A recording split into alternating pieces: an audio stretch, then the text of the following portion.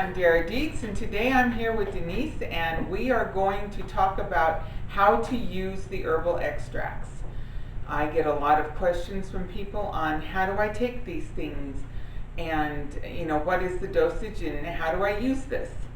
Okay, so Dara, a lot of members do have questions about how to take these extracts, and there's a basic formula for any extract, and isn't that boiling water and the extract itself? Yes. Using, in most of the cases, except in very few, you want to add the tincture to boiling water and make what we call a brew or a tea from it. So it's the hot boiling water with the tincture in the cup. You add the hot water to it, and then you can sweeten it with honey if it's permissible, or just drink it as it is. And this is called making a brew or making a tea from your herbal extract. Okay, and so as I understand it, you want to put the extract in the cup first. Whatever dosage has been recommended, you want to put that in the cup first. Yes, when you're doing an herbal extract, and this is the brain formula, and this is a 4-ounce bottle, so the pipette is a lot bigger than you'll find with the 2-ounce. The 2-ounce pipettes, when they're about half full, are about a quarter teaspoon. This is probably about a third of a teaspoon in the pipette here. You may want to measure it the first time to be more exact, but I usually do 3 dropperfuls, which is halfway up the tube.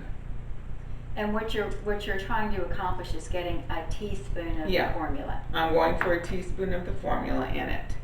And then when I personally do it, I usually will add a little calcium formula to almost every tincture I make, just because I need so much calcium formula. And I'm not careful about measuring that one. This is an 8-ounce container, and that was probably a good teaspoon or so, maybe a teaspoon and a half that I poured into that. Once you've got your herbs in the bottom of your cup, you've got several choices. Here I've got a hot water dispenser. This keeps the water heated to about 208 degrees, and it's always available. This is an electric teapot. It only takes just a couple minutes to heat the water in here. And then, of course, there's the conventional ones where you just put the hot water on the stove and bring it up to a boil. Personally, by the time that one gets boiling, I've forgotten I wanted a cup of tea, and I'm off doing something else. I love my hot water dispenser, and I use my electric teapot upstairs in the bedroom area so that I can have hot water up there without running downstairs. So what you do is I put the tinctures in the cup, and then you just add your hot water into your cup. And I know you can't see it on the camera, but there was a little puff of white smoke, and that's the alcohol being evaporated off. And so when you refer to alcohol, what are you referring to? The alcohol is a solvent, it's an extractorant, and it's a preservant. So it dissolves the fibers, it extracts the chemistry out just like God put it in there, and it preserves it indefinitely. But since I would prefer not to drink all that alcohol, I put boiling water over my tincture, and it will just, especially in the smaller doses, it will just evaporate the alcohol off, so you're not actually consuming the alcohol. But you don't want to evaporate it off until you're ready to use it. The normal dose for most of the tinctures is a half a teaspoon to a teaspoon, whether it is a rebuilding extract, which is a food feeding an area of the body, or a detoxing formula. You're going to use the adult doses between half a teaspoon and a teaspoon per dose. An adult dose is figured at 150 pounds. So if you're dosing someone who is 200, 300, 400 pounds, you may need to add a little more and get a little more generous with the extract that's in there.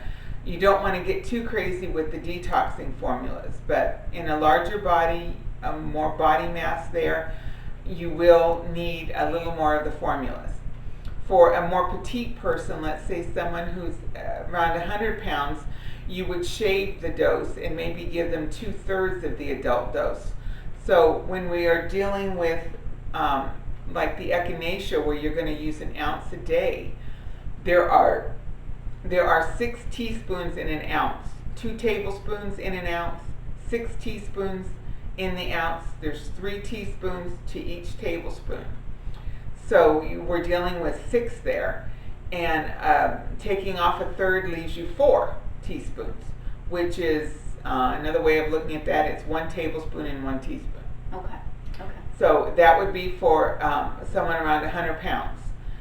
Someone around body around 50 pounds, you would be cutting that down to 2 teaspoons a day, or 1/3 the adult dose.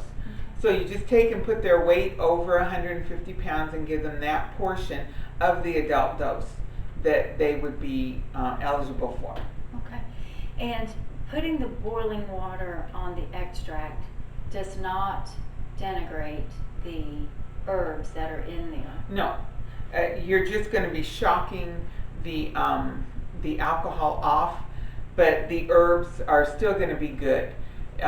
You don't want this to sit around all afternoon or for hours. You want to drink it within 15 minutes or so of when you add the hot water to it, because you're removing the preservant. So now the air can begin to degrade it.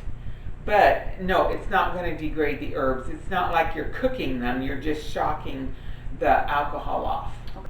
I like to put the echinacea into a big mug, because you're going to be adding quite a bit of water. You're going to be using an ounce of it for the adult dose. And these little plastic cups are ounce cups, which you can get, or a shot glass halfway up. But this is an ounce. You put that in the cup first.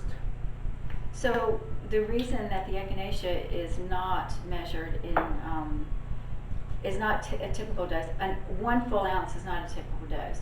No. This is, and the reason that echinacea can be taken all at once, most of the time you want to spread your doses out throughout the day so that you keep it available in the blood constantly for your body to utilize, and for the nutritional resources to be available as your body is able to utilize them. So you're dosing every 1, 2, 3 hours throughout the day, depending on what you're dealing with. Echinacea is kind of in a little category by itself.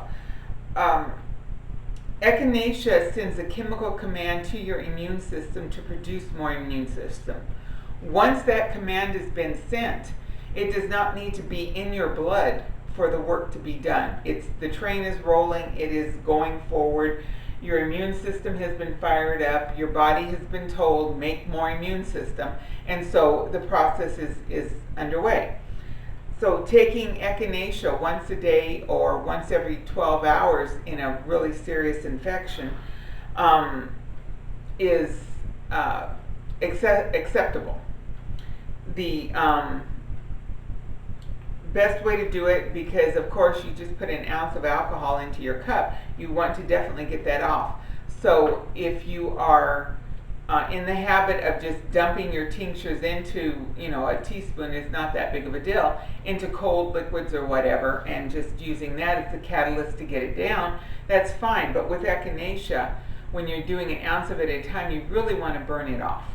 So get your water boiling on the stove, whatever, and then you want to add that to the cup.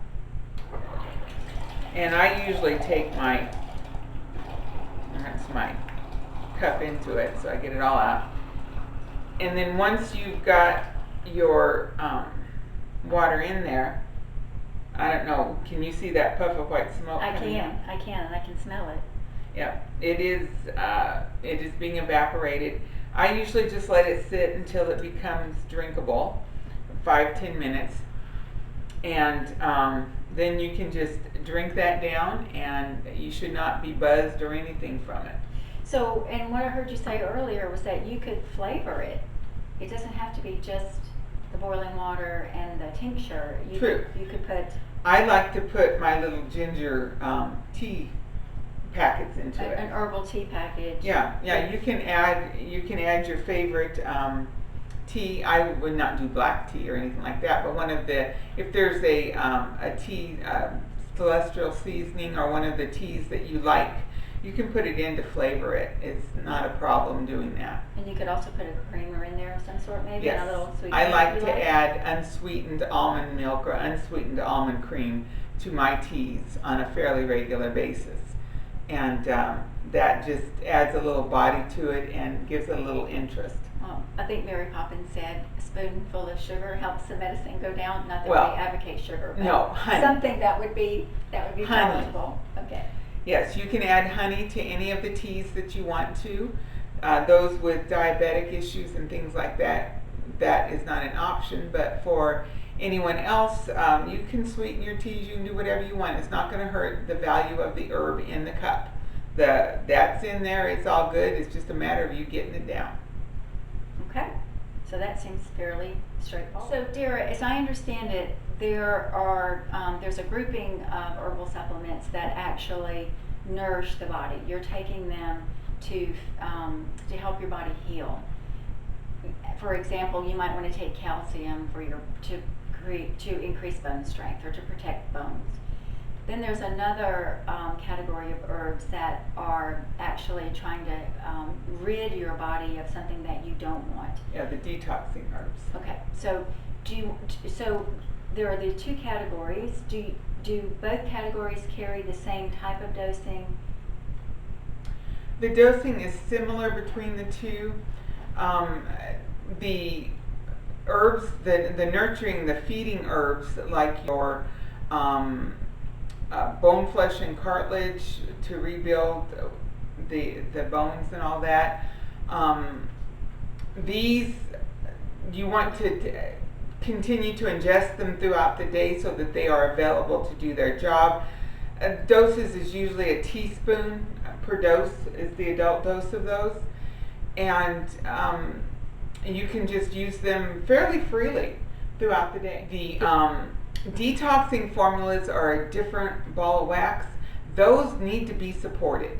Your bowels need to be open if you're going to be using a good detoxing formula. These are the ones that create die-off in the body, that support the liver in detoxing waste from the system.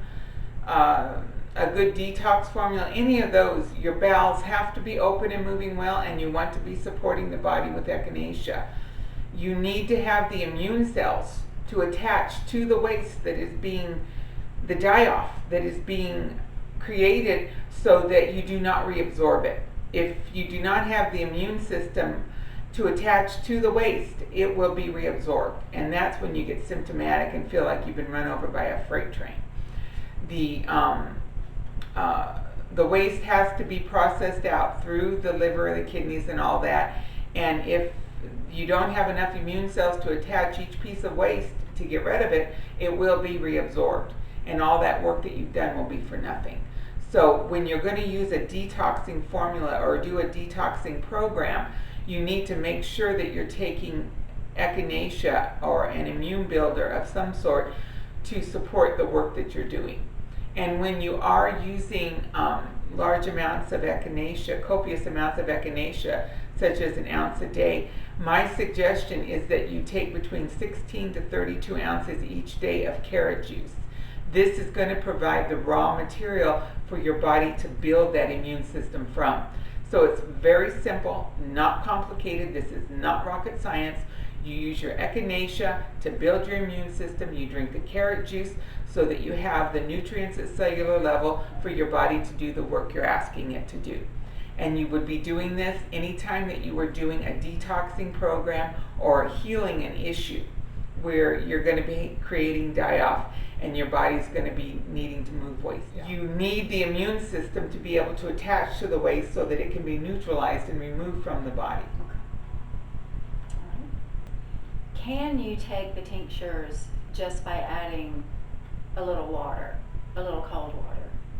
Yes. Or do they have to be put in boiling water? The best herbalists I've ever dealt with all prefer adding it to the warm water, the hot water, and making the teas.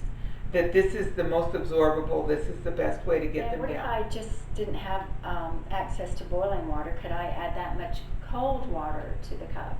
Yeah, when you're only dealing with a teaspoon or so of the tincture, you're not worried about the alcohol that's in it. Dr. Christopher used to say that that's just going to speed the herb into your system. So that little bit is not a big deal. But when you're dealing with the whole ounce, you want to burn that one off. Okay. But yeah, just you can just put it in cold water just to get it down. It is, of course, more absorbable when the water is at least body temperature. Well, if you have any further questions or if there's anything we can help you with, feel free to check out our website, ladyofherbs.com. There's quite a bit of information at my blog, which is daradietz.me.